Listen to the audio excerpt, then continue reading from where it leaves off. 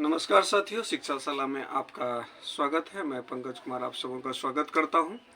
और आज जो है मुख्य रूप से हम लोग एक स्पेशल मुद्दा पर बात करने वाले हैं। जैसा कि आप लोगों को पता है कि अभी जो है स्टूडेंट का, खास करके जो बीएसएससी वाले स्टूडेंट है, उसका भी तैयारी का समय चल रहा है और ऐसे में उनके साथ एक बहुत बड़ा कन्फ्यूजन बना हुआ है।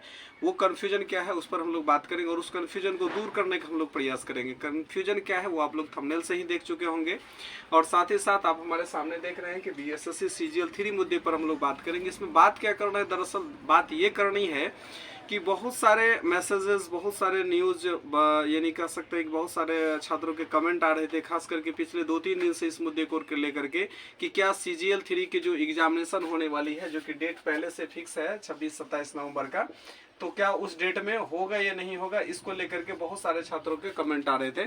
तो मैंने सोचा कि इस पर आप लोगों को एक प्रॉपर वे में जो सही जानकारी है वो मैं देने का प्रयास करूँ, क्योंकि अभी मोस्टली स्टूडेंट जो वो तैयारी में लगे हुए हैं और जब इस तरह की बातें आ गई सामने तो कहीं न कहीं मन में ये हो रहा है कि पता नहीं एग्ज़ाम डिले होगा या क्या होगा। इसलिए मुझे आज खास करके कह सकते हैं कि इस महापर्व के दिन मुझे इस न्यूज़ को, यानी वीडियोज़ को बनाने का ये एक तरह से ये हमको बनाना पड़ रहा है। तो देखिए, इसमें न्यूज़ेज जो है वो सबसे पहले है क्या, एक चीज़ को जानिए कि इथिक्स होता है। हर आदमी का जो है ना अपना एक थिंकिंग पावर होना चाहिए। थिंकिंग पावर क्या होना चाहिए, हालांकि ये वर्ड थोड़ा सा आप लोगों को सुनने में अल्टर लगेगा, लेकिन सच्चाई इस वर्ड में ज़रूर है। थिंकिंग पावर ये होनी चाहिए कि जब न्यूज़ आ रहा है कि न्यूज़ में ये कहा जा रहा है कि जो है एग्ज़ाम डेट जो है आगे बढ़ जाएगा, एक्सटेंड होगा या फिर होगा, क्या होगा, तो सबसे पहले ये देखिए कि न्यूज़ फैलाने वाले कौन है। ठीक है, क्या वो न्यूज़ प्रॉपर वे में ऑफिशियल है क्या? अगर वो ऑफिशियल नहीं है तो हम लोग क्यों किसी की बात को माने? यानी क्या, कहने का अर्थ मेरा ये हो रहा है कि किसी के बहकावे में मत आइए, अपना दिमाग लगाइए, तैयारी में लगे रहिए। दूसरे के अफवाहों में या फिर जो सोशल मीडियाज में, यूट्यूब में कई तरह के ऐसे व्यक्ति हैं जो पता नहीं उनके दिमाग में क्या चल रहा है, स्टूडेंट को बरगलाना हो या सही जानकारी रहे या नहीं रहे, फिर भी जो है वो लोग मतलब जो है इस बात को आगे फैलाने में लगे रहते हैं। तो उनकी बातों में बिल्कुल मत आइए। मेरा आपसे ये गुजारिश है कि आप अपनी तैयारी को कंटिन्यू करिए और तैयारी कंटिन्यू करके और बेहतर विशेष प्रैक्टिस करने का समय है। अभी जो है अपनी जो कमी है उसको दूर करने का समय है, अभी रिवीजन करने का समय है। और ऐसे में जो ये बातें आ रही है कि डिले हो जाएगा, एग्जाम एक्सटेंड कर जाएगा, पोस्टपोन कर जाएगा, बाद में होगी, अगले साल होगी, तो ये सब बिल्कुल इस सब बातों में नहीं आइए। क्योंकि देखिए, तैयारी आपको करना है, कर रहे हैं, तैयारी आप कर रहे हैं, सिलेक्शन आपको चाहिए। ठीक है, क्योंकि आपके ऊपर आपके परिवार, आपके माता पिता, आपके भाई बहन, आपके रिश्तेदार टिके हुए हैं और वो देखना चाहते हैं कि आप सफल कितना जल्दी होते हैं। बाकी सामने वाले को कोई फर्क नहीं पड़ता, वो तो आपका मजाक उड़ाना चाह रहा है। तो आप उनकी बातों में मत आइए, अपनी तैयारी को एकदम सीरियसली ढंग से करते चलिए और जितना मैक्सिमम आप एफर्ट लगा सकते हैं लगाइए, क्योंकि आने वाले सीजीएल जो है उसमें आपका एक सीट एकदम पक्का होना चाहिए।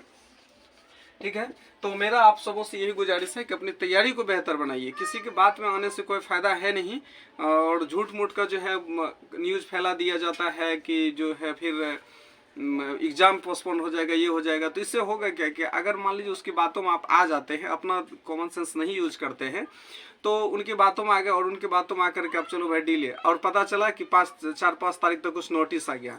ठीक है, तो इस स्थिति में क्या हो जाता है कि कंफ्यूज कर जाते हैं आप, और कंफ्यूजन की स्थिति में क्या होता है कि डिसीजन नहीं ले पाते हैं। मतलब क्या, एक तरह से कहिए कि तैयारी जो है वो प्रॉपर वे में जो हो रहा था उसमें कहीं ना कहीं बाधाएं हो जाती है। तो बिल्कुल अफवाहों में नहीं आना है, अपना हमेशा से ब्रेन लगाने का प्रयास करिए, हमेशा से। क्योंकि एक तरह से समझिए कि आप सीजीएल की तैयारी करने जा रहे हैं, सचिवालय सहायक की तैयारी करने जा रहे हैं। आप एक साधारण व्यक्ति नहीं हो सकते हैं और आपका सोच जो है वो साधारण नहीं होना चाहिए कि किसी की बातों में आ गए। ठीक है, ऑफिशियल नोटिस देखना, ऑथेंटिक न्यूज आएगा तो ही। साथ ही साथ मैं उस चैनल वाले से भी न्यूज़ मतलब जो है उन चैनल वालों से भी रिक्वेस्ट करना चाहता हूं कि इस तरह का जो अफवाह वाला न्यूज़ है ना वो ना फैलाएं। अगर आपके पास कोई साइट से ऑफिशियल जानकारी है तो आप बताएं। ठीक है, आप लोग जानते ही हैं कि बीएसएससी का जो साइट है, बीएसएससी के साइट पर ऐसा कुछ भी जो है ऑफिशियल साइट पर ऐसा कुछ भी नोटिस नहीं, कुछ भी नोटिस नहीं है। ठीक है, सिर्फ ये है कि एग्जाम कैलेंडर पड़ा हुआ है, एग्जाम होगी, ये वहाँ से सीधा दिख रहा है, साफ दिख रहा है। क्योंकि वैसे भी देखिए, आप पहले भी जो है बीपीएससी को लेकर के या अन्य मुद्दा को लेकर के, बीएसएससी जो पहले था 2014 वाला जो बीएसएससी था, उसको लेकर के इसका जो है छवि जो है एक तरह से कहीं कहीं कहीं छात्रों की नज़र में धीरे धीरे गिरता सा जा रहा है। तो अब चाह रहा है आयोग का, ये मनसा हो गया कि नहीं, हम ऑन टाइम सारा काम को करें। तो इस स्थिति में आयोग परीक्षा लेगी ठीक है, दूसरे की बातों में नहीं आना है और अपनी तैयारी को बेहतर करिए। तैयारी बेहतर करने के लिए आप जो है सेट तो कम से कम एक डेली सेट, एक सेट तो होना ही चाहिए, सेट करिए। साथ ही साथ मैथ्स और रीजनिंग पर जो है, मैथ्स और रीजनिंग पर जो है ना, उस पर विशेष ध्यान दीजिए।